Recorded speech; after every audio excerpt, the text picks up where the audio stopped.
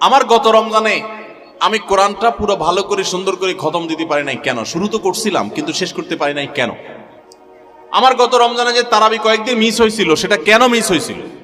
আমার গত রমজানে যে ভালো কাজগুলোর পরিকল্পনা ছিল সেগুলো কেন হয় নাই?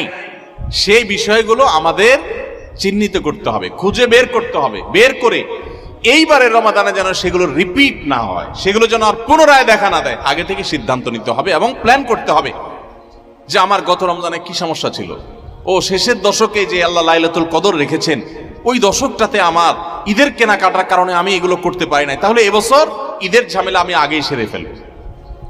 আমি বাড়ি যাওয়ার নাম করে যাইতে একদিন, আসতে যাইতে একদিন, পথে একদিন, যাওয়ার পরে আবার শরীরকে ফ্রেশ করতে আরেকদিন, আমার শেষের 27তম রাত, আমার 28তম রাত, শেষের রাতগুলো ইবাদত করতে পারি নাই, মার্কেটে ঘুরছি, শপিং মলে ঘুরছি, আমার জিন্দেগি বরবাদ করছি। তাহলে গত বছর আমার ইবাদতের ক্ষেত্রে যেগুলো বাধা ছিল, যেগুলো কাঁটা ছিল, এই বছর সেগুলোকে আগে থেকে দূর করার পরিকল্পনা করতে হবে। এটা হলো রমজানের প্রস্তুতি।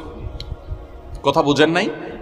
মা বোনরা ইফতার বানাইতে বানাইতে ইফতারের আগে দোয়া কবুল হয়, মূল্যবান সময়টা নষ্ট করে ফেলছেন, পারেন নাই। তো এই বছর পরিকল্পনা করেন যে আগে থেকে যেই জিনিসগুলো তৈরি করে রাখা সম্ভব, যতটুকু গোছায় রাখা সম্ভব সেগুলো গোছায় রাখবো। আর পরিবারের সদস্যদেরকে নিয়ে বসেন, এবার আমরা সবাই একটু ভালো করে ইবাদত করতে চাই, হেয়ালিপনা করতে চাই না। আমরা রমাদান খেয়ে পরে কাটানোর জন্য আল্লাহ দেন না, ইবাদতের জন্য দিয়েছেন।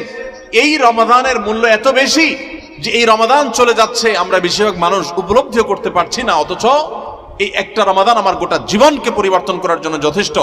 আপনারা জানেন জান্নাতের একটা স্পেশাল গেট আছে, নাম হলো রাইয়ান। এই রাইয়ান নামক গেট দিয়ে আল্লাহ রাব্বুল আলামিন শুধুমাত্র রোজাদারদেরকে প্রবেশ করার সুযোগ দিবেন যারা রমাদান ইবাদত বন্দেগী করেছে, আল্লাহর নাফরমানি থেকে বেঁচে থেকেছে, তাকওয়ার জীবন অবলম্বন করেছে। আল্লাহ তাদের মর্যাদা দিবেন ওই স্পেশাল গেট দিয়ে প্রবেশ করে। এই জন্য জাহান্নাম থেকে বাঁচার জন্য, জান্নাত লাভের জন্য পরিবারের সদস্যদেরকে নিয়ে বসেন যে আমাদের এইবারের রমাদানে আমরা ইবাদত করব। আমাদের গত রমজান ইবাদত কেন হয় নাই? কারণ ইফতারিতে আমাদের 10 আইটেম না হইলে হয় না। এবার আমরা আইটেম কমাই, আমরা একটু খাবার পরিমাণ কমাই, যেই খাবার খেতে আমাদের ঝামেলা হইতো আমরা করব না। যদি কোনো মহিলার ইফতারের প্রস্তুতি ইবাদত না হয়, সাহারির সময় তার ঝামেলা তৈরি হয়, তাহলে এগুলো আগে ভাগে প্ল্যান করতে হবে কিভাবে কমানো যায় ঝামেলাগুলো। হয় পরে করব, নয় আগে করব, নয় পরিবারের সদস্যদের সাহায্য নিব, নাহলে আইটেম কমাবো, কিভাবে হতে পারে প্ল্যান প্রোগ্রাম করতে হবে। বেড়াবেড়ি, দাওয়াত খাই, ইফতার পার্টি, সাহারি পার্টি, এগুলা করতে গিয়ে আমার ইবাদত হয় নাই। সো আমি এবছর সেগুলো